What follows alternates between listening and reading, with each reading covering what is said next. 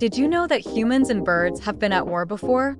In 1932, farmers in the western state of Australia asked the government for help after emu birds severely damaged their crops.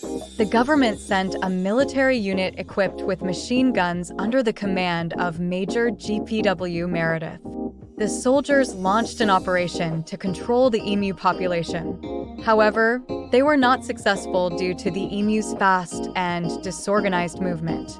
During the operation, which lasted several weeks, around 1,000 emu were shot, but this was not enough and the troops withdrew.